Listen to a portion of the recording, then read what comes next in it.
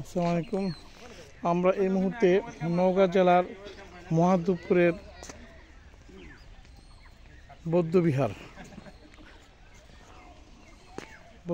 এসেছে।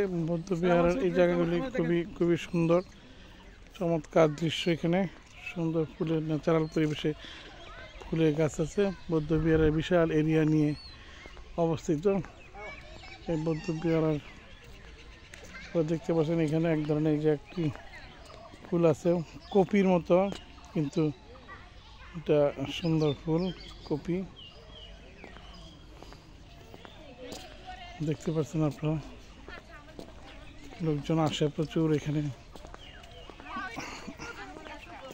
বৌদ্ধবিহারের দৃশ্য, বহুত লোকজন আছে। যদি আপনাদের কখনো সময় সুযোগ হয় আপনারা সেই বৌদ্ধবিহারে আসতে পারেন। রেস্ট হাউস আছে।